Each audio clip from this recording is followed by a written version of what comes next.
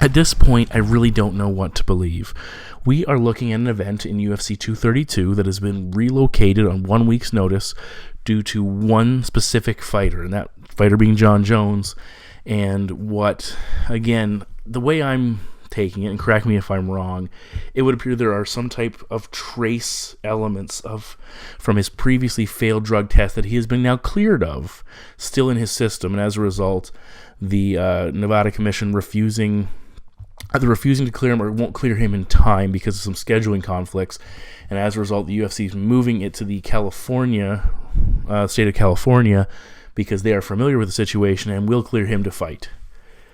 And a lot of people are upset, and I get it. The UFC wants this fight to go forward. They want the situation behind them, and if it is legit, then I understand why they're doing it. At the same time, it fucks over a ton of people.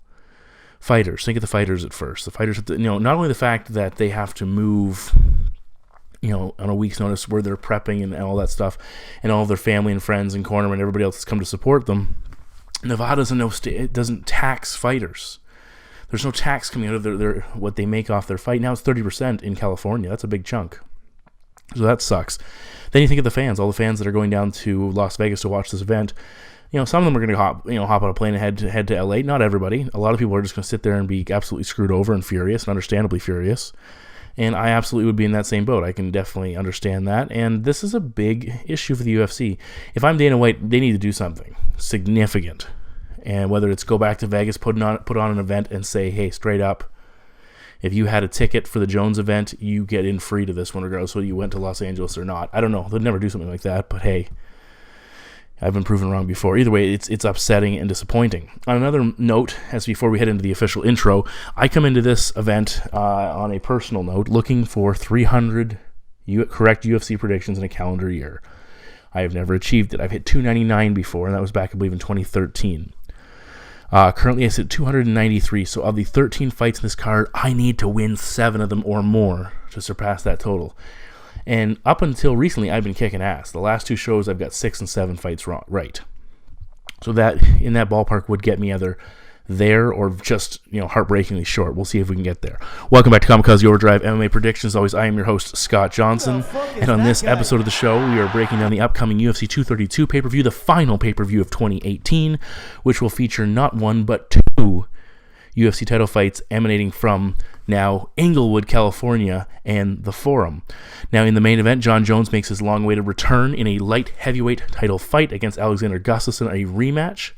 In the co-main event, UFC featherweight champion Cris Cyborg puts her title on the line against the UFC bantamweight champion Amanda Nunes. We have all 5 main card predictions for you in this episode of the show. As per usual, all of my preliminary picks will be available at kamikazeoverdrive.net.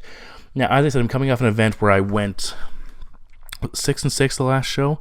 Yeah, 6-6 the last show. Now, I did fairly well, and we got screwed, and you have to understand that.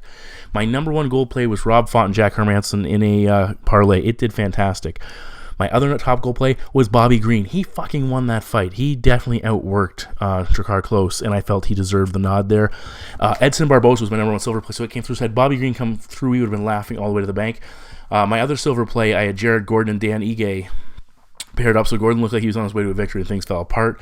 So a couple of missteps there, but overall, an okay night, nothing spectacular.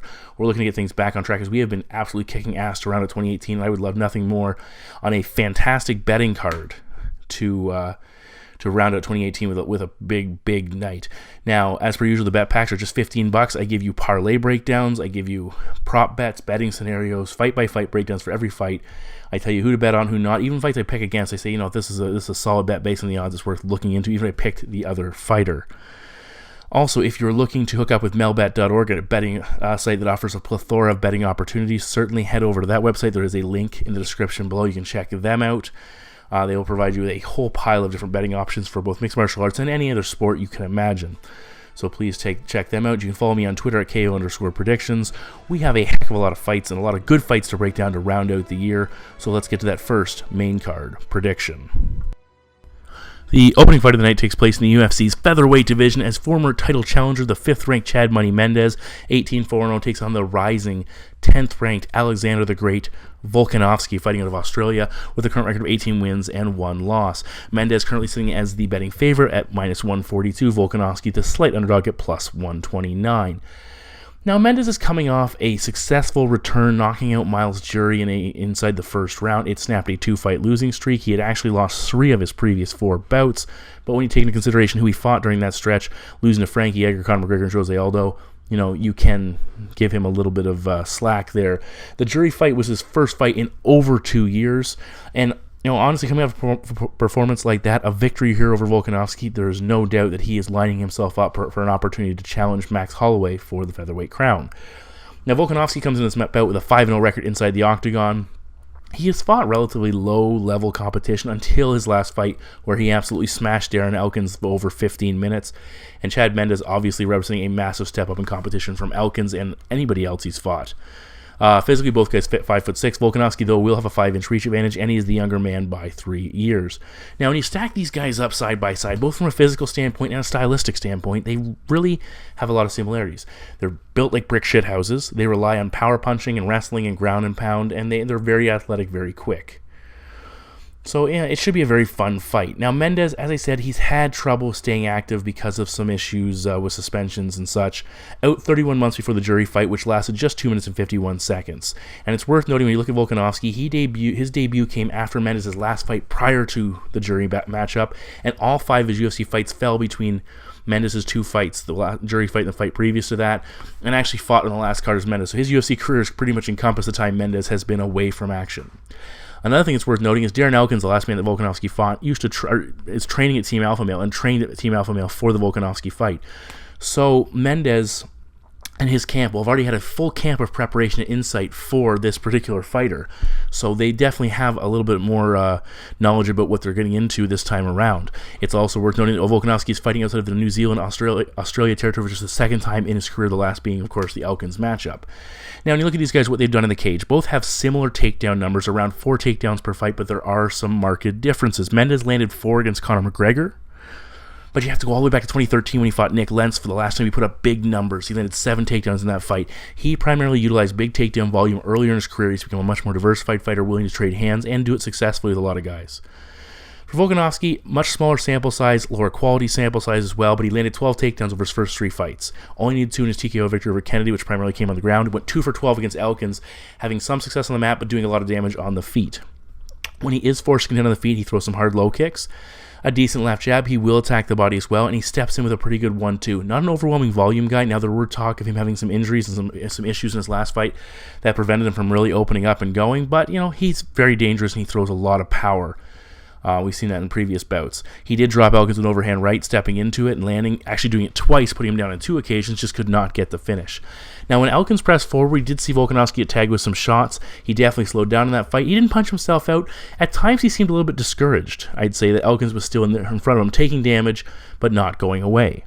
I don't like the way Volkanovski was not setting up his takedown entries, driving with minimal success, not landing them. His hips were too high. There was no setup. It just was a shot attempt, and Elkins shucked it off fairly easily. If Elkins can do it, Mendes absolutely can. He does like the guillotine, but that's a hard thing to get against a guy like Chad Mendes, any Team Alpha Male. And if you do that against Mendes, you're going to give up position and wind up on the bottom. You do not want to, willingly give up top position against Chad Mendes. Now, for Mendes, he doesn't throw a lot of volume either. He's looking to find his way into range and blast you. He throws some hard low kicks, minimal wind up when he does. He's very quick. He's very athletic. Most fighters that have had success against Mendes use a lot of movement. We saw Frankie Edgar do it. We saw Aldo do it. We saw a couple other guys attempt to do it. Distance and reach have been advantages people need to utilize against Mendes. That's not Volkanovski's style. He likes to slam right into the pocket and get swinging. When we saw Ricardo Lamas and Myles Jury try to do it from the outside, both guys got finished with big shots as Mendes closed the distance very quickly. Edgar did take him with the right hand, and he was landing with regularity. Sorry, he actually knocked him with a left hook during a combination that put him down, but he had a right hand that was landing with some success as well, which is Volkanovski's big weapon. On the flip side, Mendes has power in both hands. He dropped Lamas with a right hand. He dropped Jury with a left hand. He covers a lot of ground with either one of his strikes, and his ground and pound is lethal once he gets you on the mat. The other thing about Mendes, which we need to talk about here, is just wrestling, both offensively and defensively. Even if he's not shooting on guys, he is a brick wall when it comes to taking him down. He's never been taken down in the UFC or WEC, and that knocks out one of Volkanovski's key offensive legs. And if Volkanovski can't land takedowns and his striking situation is not going well, that could be an issue. Obviously, we didn't get a great look at Mendes in his last fight. He didn't throw a lot of volume before he put Jury down. Didn't go very, this fight should be much more telling of where he's at, as far as I'm concerned. Volkanovski has been taken down by lesser wrestlers, and that opens up an opportunity for Chad Mendes. If he can offensively have some success with his wrestling, defend Volkanovski's attempts, and that should also take away the kicks of Volkanovski if he has to be mindful of getting taken down. That takes away another one of his weapons. Volkanovski, he did hurt Darren Elkins. He could hurt Mendes here, who has been knocked out 3 times. Edgar knocked him out clean, absolutely, but Aldo was a freak knee. McGregor was accumulation of damage, putting him down. Volkanovski, his forte is standing in the pocket. That's too close to fight a guy like Chad Mendes. It's going to let Mendes land at will. Volkanovski really has to rely on scoring that knockout. I think Mendes will, work some takedowns in when needed. If he needs to do them, Mendes will find success with his power punching. He will fight a fighter that works in his range here, and my prediction is Chad Mendes to defeat Alexander Volkanovski by TKO.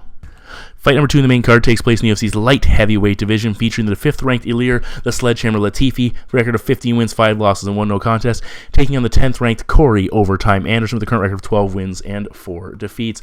Anderson currently a slight underdog at plus 123. Latifi the return at Melbat at minus 147. Now Latifi is coming off back-to-back wins over Ovince St. Preux and Tyson Pedro. He is 5-1 in his last 6, 7-2 in his last 9. Not including his short-notice debut against Gegard Mousasi, which he dropped on, a week's notice? Less than a week's notice. 3 days' notice, actually, I think it was, stepping in for his training partner, Alexander Gustafsson. Corey Anderson, he is coming off back-to-back performances, which are arguably his 2 best performances of his UFC career. Wins over Glover Teixeira, which Corey took on short notice, and Patrick Cummins. It did snap a 2-fight losing streak. He had gone actually 1-3 in the 4 fights prior to this current little bit of a run he's on right now. Now, it's worth noting that Anderson replaced Latifi in the Glover Teixeira fight and got the upset victory. Latifi has been out of action for 10 months heading into this fight because of that missed fight. Physically, Anderson's 6'3". He's 5 inches taller than Ilir. He'll have a 6-inch reach advantage, and he's the younger man by 6 years. Now, what we have here is a clash or a battle of 2 scenarios. You have Anderson's movement, activity, and pressure versus Latifi's power and Anderson's questionable chin and ability to take a punch.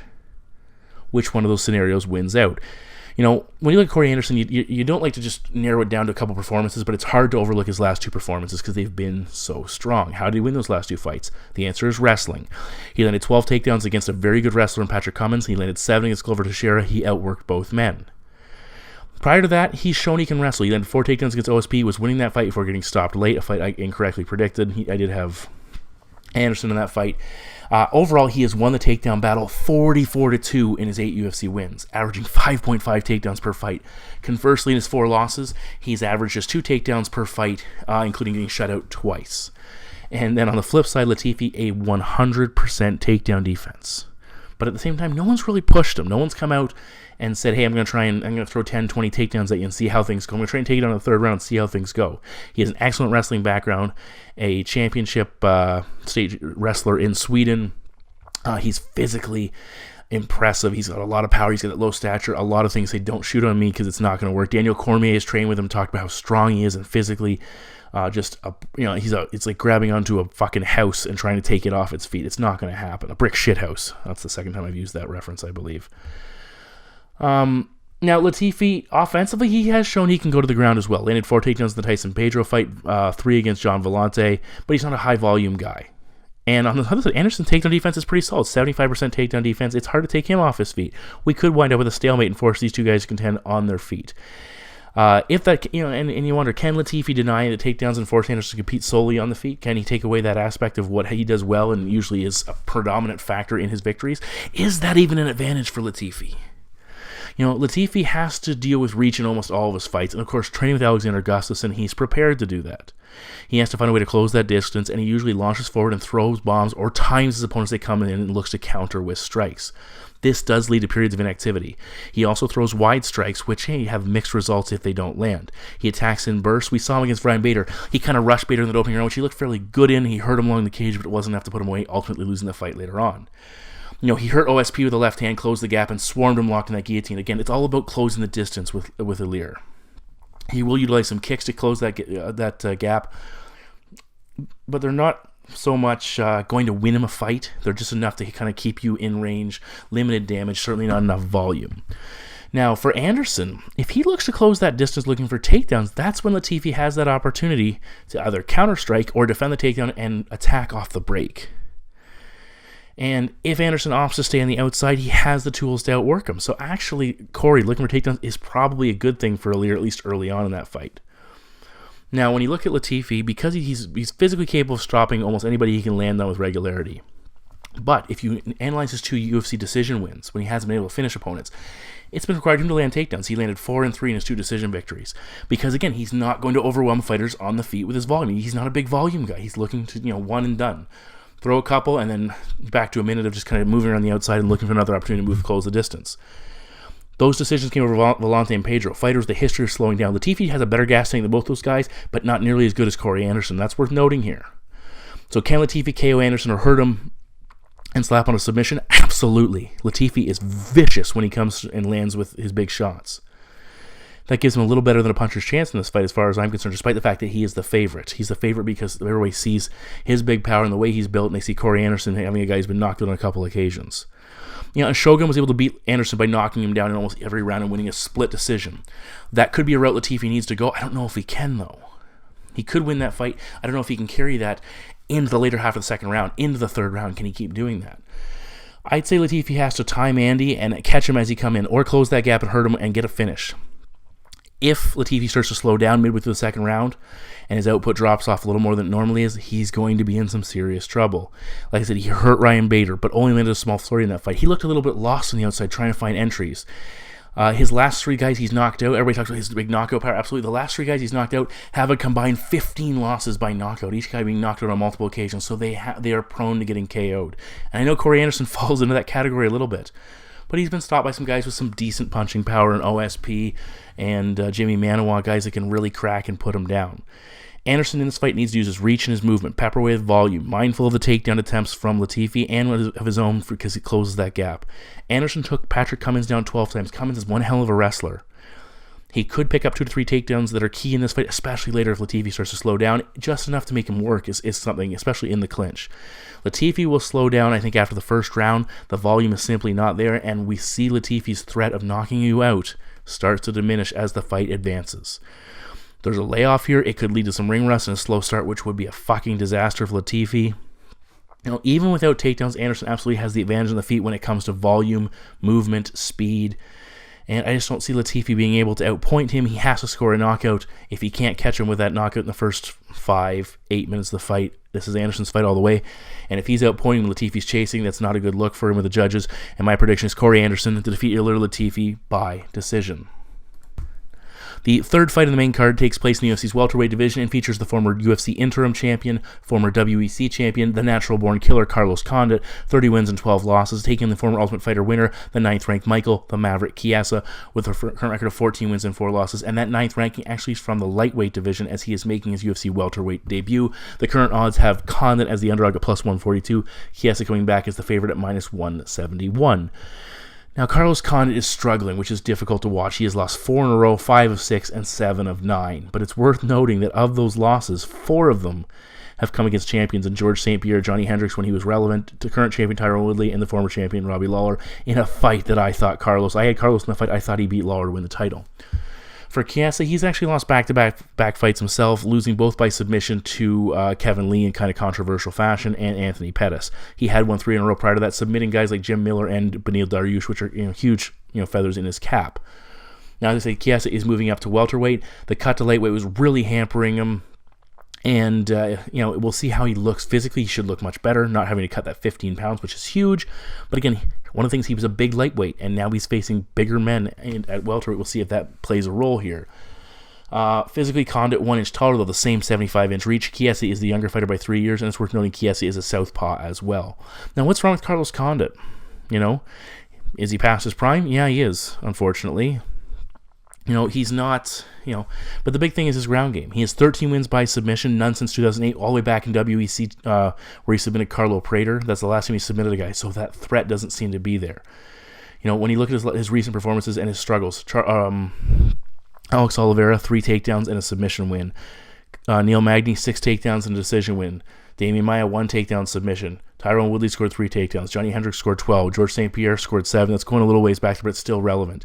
He has trouble being taken down. His takedown defense is not good.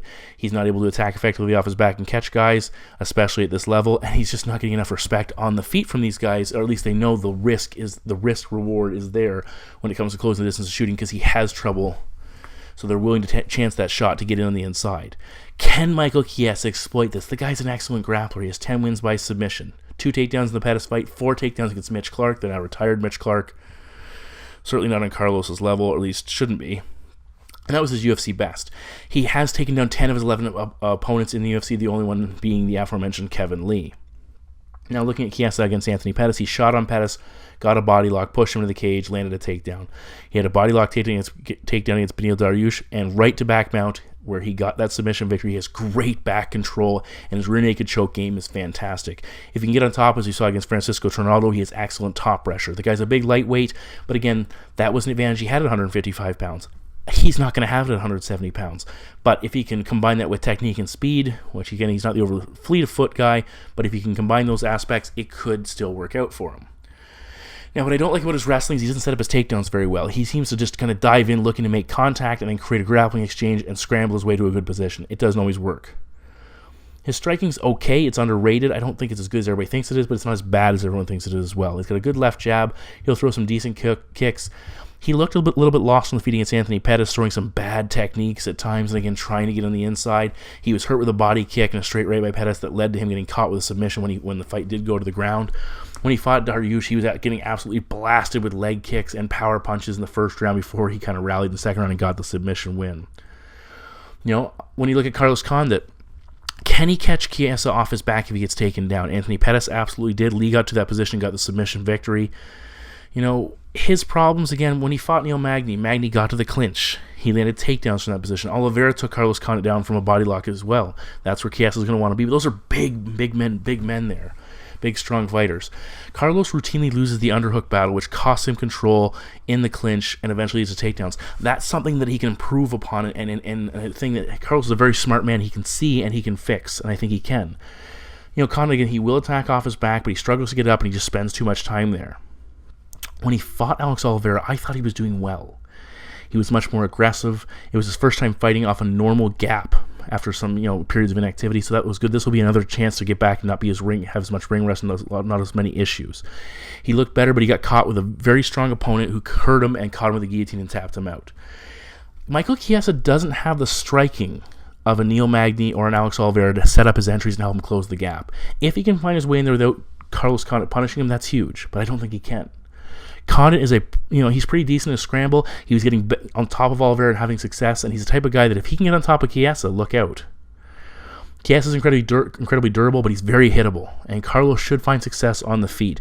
Carlos's back is against the wall here. A lot of people are writing him off because of the record and the struggles he's had. I don't see Chiesa getting Carlos down with regularity here. Even if he does in the first round, I think Carlos will start to rally. I don't think Chiesa has the wrestling to really do what he needs to do what other guys have done in the past to Condit, and the size thing shows up here a little bit. Carlos will find success backing him up, will be the more active, impactful striker, and while I think Chiesa is durable and tough to finish, I think Carlos is going to put a beating on him with his striking, and we see Carlos Condit get a bit of back on track here a little bit, and my prediction is Carlos Condit to defeat Michael Chiesa by decision. We move now to the co-main event of the evening with the Women's Featherweight Championship on the line as the champion, Cris Cyborg, with a record of 20 wins, 1 loss, and 1 no contest, puts her strap up for grabs against the Women's Bantamweight champion, Amanda the Lioness Nunez, currently holding a record of 16 wins and 4 losses in what is definitely considered a women's super fight. Cyborg currently the favorite at minus 244. I believe, she's the second, obviously John Jones the heaviest, but just the second heaviest favorite on the main card. Nunez coming back as the underdog at plus 214. Now, as I said, this is a champion versus champion bout. Everyone expected to eventually see Cyborg versus Ronda Rousey in a position like this, but instead we're getting Amanda Nunes, which is probably going to be a much better fight. It's not probably going to be, it is a better fight than anything Rousey versus Cyborg could have been, even before we saw what happened to Rousey in her final 2 bouts. Cyborg is 5-0 in the UFC, beating Holly Holmes by decision, smashed everyone else. She lost her pro debut, has a no contest in the middle back in Strikeforce, has gone undefeated in her last 20, fucking a berserker. super impressive. For Nunes, she has won 7 in a row, and she has beat the who's who of the division. Of course, the aforementioned Ronda Rousey, Miesha Tate, Sarah McMahon, Valentina Shevchenko, the 125-pound champion, beat her twice.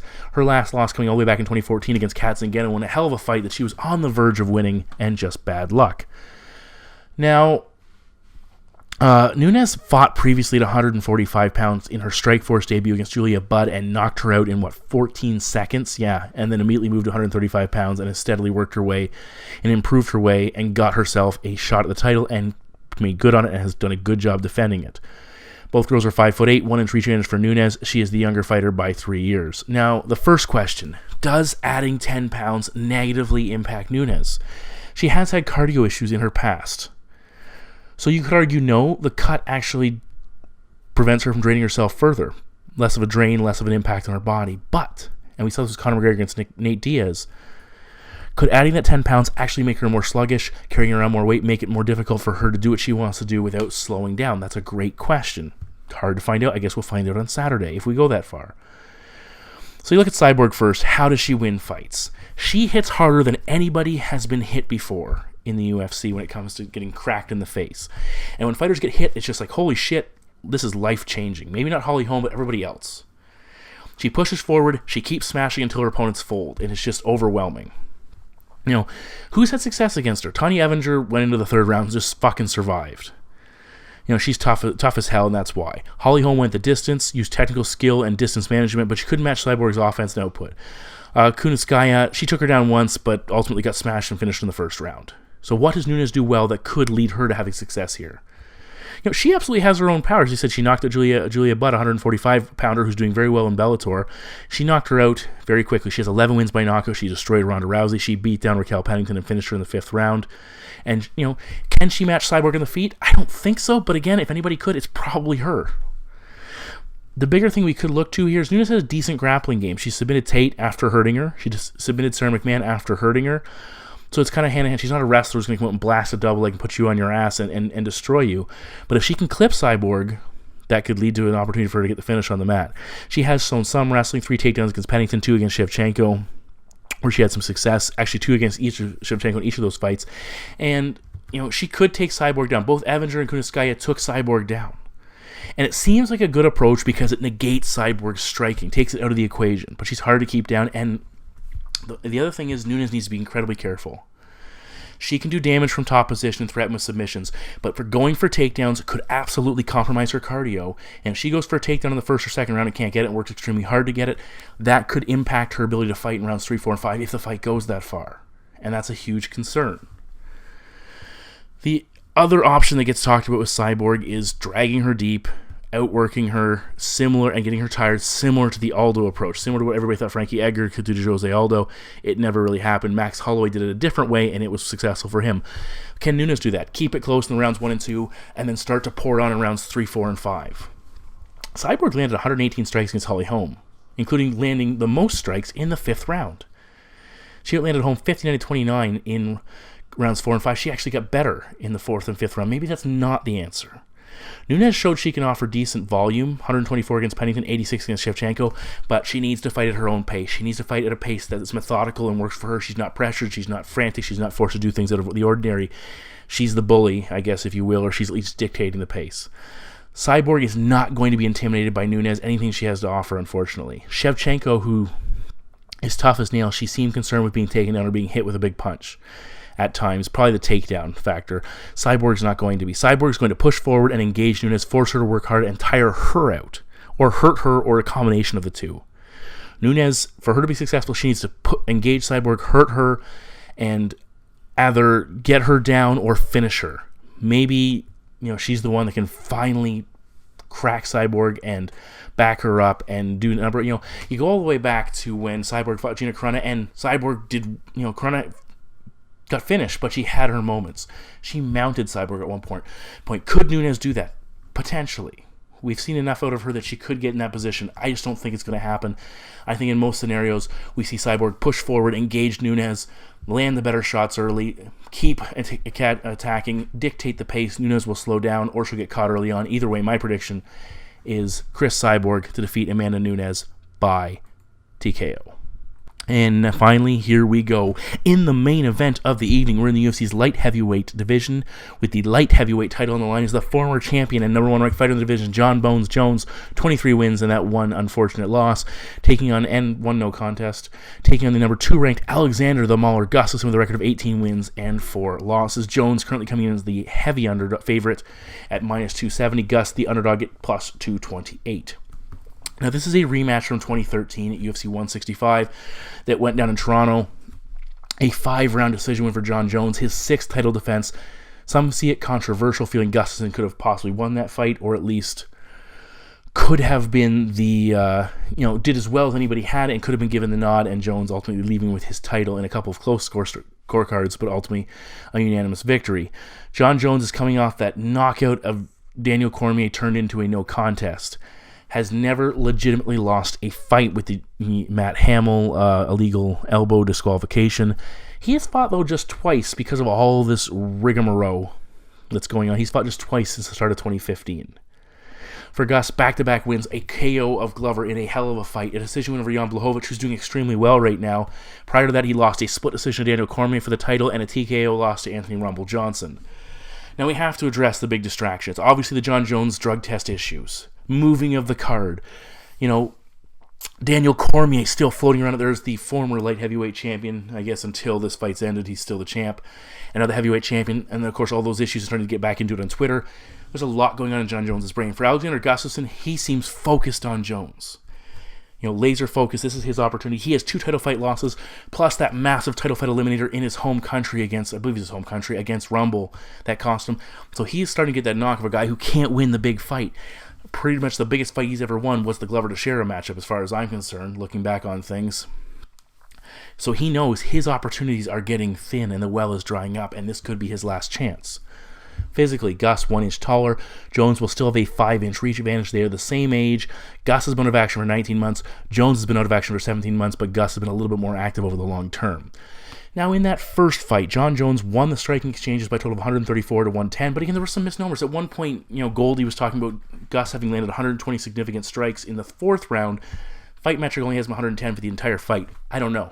And it's worth noting, despite the fact that Gus was getting credit without working him, Jones actually landed more strikes by fight metrics count in each of the rounds, except for the last one where they tied. Both landed 1 takedown and double-digit takedown attempts. Now, the first question, did Gus win that fight, or did he just simply do better than anyone else that had previously faced Jon Jones? So when people perceive Jon Jones not dominating, it's that he's losing. That's a great question. We saw that with George St. Pierre and other fights, Johnny Hendricks maybe. When you see a champion that's used to blowing the doors off everybody and suddenly the fight's close and it's not going their way all the time, people say, oh, they're doing terrible, they're losing. Well, maybe not. Maybe that's not the case here. Maybe Gustafsson fought a great fight, it just wasn't enough. Maybe he should have won. I don't know. Now, in that fight, what we saw is a match where Jon Jones' kicking game versus Alexander Gustafsson's boxing. Gus started to find the range with his hands and eventually landing some punches. He appeared to be the faster fighter. It was working very well for him. But before we actually get to that, it's worth addressing the wrestling because that's why it was kind of primarily a boxing kicking match in that fight. Gus landed 1 takedown in the first round, good timing on his entry. He couldn't flatten Jon Jones out. He had some good takedown defense overall, especially in the clinch, which caught a lot of people off guard. That whole scenario caught people off guard. Jon got deep on a shot in round 5 and took Gus down finally, but Gus got up quickly. No clincher takedowns for Jon Jones. He struggled and that took away an element of his game. Gus did a very good job of negating that factor and getting away and disengaging whenever it came to that. And as a result, the fight was primarily contested on the feet. Now, Jon Jones threw a lot of kicks early in that matchup, and he was targeting Gus's legs, and he was working the body as well, and it was keeping Gus out of range. Gus was trying to work his way into punching range and struggling a little bit to find his range early, but eventually he got there. Jones was using kicks to disrupt Gus's attacks, which was working very well, but Gus was jumping in, landing that big right hand, which is his big weapon. He was setting up with a left jab and having some success. Jon Jones got cut in the first round over his eye. Pretty much the only adversity he faced to that point was other than maybe the Vitor Belfort armbar. Alexander Gustafsson used a lot of movement in that fight, but Jon Jones found success using kicks to try and slow him down, and then using those low kicks and body kicks to set up high kicks and working them in as well. The kicks were working, but they weren't overwhelming Gus. They were landing, they were having an impact that would show up later in the fight, but they were giving the perception that Gus, and not just the perception, potentially that Gus was winning the exchanges because he was landing bigger shots on, the upper body of Johnny Jones. Gus was more fluid with his hands, landing a big right hand. He was working in a jab as well, uppercuts, working the body. His hands were being relatively effective. But those kicks started to take effect in the third round. We saw Gus start to slow down, less movement. He was breathing heavier. He was engaging less, becoming more of a target that John Jones could hit. John Jones landed that massive spinning elbow at the end of round 4. Knees and elbows to follow it up. Gus was hurt, barely hanging on. Jones was finding big success, really turned that around. And that's, had he just won one of the first 3 rounds, that gave him the 4th round and set him up in the 5th round. Now, Gus came out swinging. The final round was engaging. Jones was landing 2. And the thing that's worth noting as well is Gus had never fought into the championship rounds before. So rounds 4 and 5 against the best fighter in the division, potentially of all time, were the first time he ever fought there. And that's worth noting because he slowed down. He looked beat up. He looked like he just wasn't able to continue doing what he did over those final 2 rounds. Since then, he won a split decision with Cormier and beat up Glover Teixeira in the 5th round. So he's gone that distance twice. So it's a good experience gap for him to have narrowed. Gus, again, he was tired in that 5th round, breathing heavy, getting cracked. Experience of Cormier and Glover, as I said, will probably have helped him. That 5th round was arguably the deciding factor because 2 of the scores were 48-47. Again, Gus probably got 2 of the first 3 rounds. Jones got the 4th round, what he did at the end, and then got the 5th round as far as I'm concerned. It was a good fight. I have no problem with Jones getting the nod in that fight, but Gus held his own and was very close to winning it. When you look at what we've seen since, most recently when Gus fought Glover Teixeira, he looked very good at closing the distance and landing strikes. That straight right looked on point. He lands a nice left hook. His uppercut, which he actually scored, did not hurt Glover with for the win. He mixed in a spinning elbow. His kicks look better. When he tried to match kicks with Jones, it's just he didn't have the technique. His kicks looked much better in that fight. He looks like he's learned from that fight and he's grown overall as a striker. He's become more lethal. John Jones, when he fought Daniel Cormier last time out, similar game plan, lots of kicks early to maintain that range. The difference between Cormier and Gus is Cormier can't touch Jones on the outside where Gus can. We did see Jones firing more boxing, more impactful punching. He has a wide left hook, straight right. A lot of single strikes. That wide left hook concerns me as Gus. If he can counter it with that big right hand, if he snaps it in there quicker and straighter, that could be an issue. I did like the way Jones working hooks to the body, also good knees. His offense looked more powerful in that fight, and I really liked what I saw. Ultimately getting the finish. It was a good night overall for him. But Cormier was landing on Jones, especially when he moved on the inside. And can Gus do this without having to close the distance as much? And at times, Cormier had Jones backtracking, lots of movement. He was really putting pressure on him, not able to throw as many kicks when you're moving backwards. Now, Jones was still throwing volume, and he was having success because Cormier had to move forward, and it was tiring him out, pushing forward constantly, and Cormier was having to eat strikes to take strikes. Eat strikes to land strikes. And that's something Gus doesn't have to do. Gus can work from the outside, close it just slightly, and crack Jones, and use his hands. I'd say Gus is the more fluid puncher, and he's a better puncher than the last time he fought him. Is Jones a better fighter than the last time he fought? Absolutely. Cormier was chasing more, and that allowed Jones to land those strikes. That left high kick that hurt DC and finished him with a ground and pound was set up because Cormier seemed like he just was frustrated because he couldn't get in range. It was constantly there, but he was in the range Jones could hit him where Daniel couldn't, and eventually the finish happened. This is a huge fight. I don't like the fact that John Jones is coming back and again fighting Alexander Gustafsson off of such a long layoff. And I know people say Gustafsson has been out longer, but he's been more active. I think Gus has improved as a fighter more than John Jones has, as much as I like John Jones. I think the distractions of Daniel Cormier and the drug issues are definitely going to be weighing heavily on John Jones' mind. I think Gus is coming with confidence, and he's focused in this fight. How does John Jones win this matchup? He's got to find more success with his wrestling, his clinch game, absolutely. He's got to go harder with those kicks. He's got to be more effective with those kicks, and he's got to be more active with his punching. How does Alexander Gustafsson win this? He's got to use pressure and movement, get in and get out, which he's become very good at. Box up John Jones, land those strikes, but the difference, I think, is going to be... the other thing Gus has to do is Gus's takedown defense has to be on par with what it was last time out. Stay vertical. The difference here is going to be Gus is more prepared to go into rounds 4 and 5. Having fought Jones 5 rounds, having fought DC 5 rounds, having fought Glover 5 rounds, that's huge. As far as I'm concerned, I think Gus is going to show us in those final 2 rounds, if we get there, that he is more prepared to do that, and he's not going to fade, and it's not going to allow Jones to get back into that fight. And that's what the turning point was there. And I as much as I like John Jones, I also think he's a fucking idiot for all the things he's pissed away and all the things he's done. I think this is a perfect opportunity for Gus to pull off the upset. I think Gus is going to have success early with his boxing.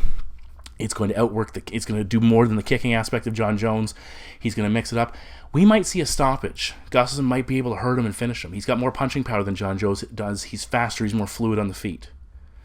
Jon Jones might be the more diversified and unorthodox striker, but I think Gustafsson, sometimes simpler is better here. I think that's what we're going to see. I think we're going to see Gustafsson not fade in rounds 4 and 5, not take that damage at the end of round 4 like he did in the last that cost him. And my prediction is Alexander Gustafsson to defeat Jon Jones. I've got Alexander Gustafsson defeating Jon Jones by decision to become the new UFC light heavyweight champion. So those are my 5 main card predictions for UFC 232, the end of 2018. We'll see if we can get those 7 wins to get to 300. We'll see if we can turn some big profit as well. The bet packs will be for sale. It's for $15 on my website, kamikazeoverdrive.net. I also will be posting all my preliminary picks there as well, so please check them out. Again, big upsets we're picking on this card. We'll see if it pans out. I was forced to get a new computer. My old computer it wasn't working out for me, so just the recording factor here is just pissing me off. It's not doing what I want to do. Hopefully the quality is still acceptable. I'm a little bit under the weather as well. It is actually Christmas night when I'm recording this, so again, Merry Christmas, Happy Holidays to all of you out there. Hopefully you enjoyed your time, and a safe end of 2018 and a great start to 2019. You can follow me on Twitter at KO_predictions. Check out melbet.org, a link in the description below for betting potential or opportunities. And on that note, let's get the heck out of here and let's enjoy this little break as we head into 2019. Take care, guys. Hi.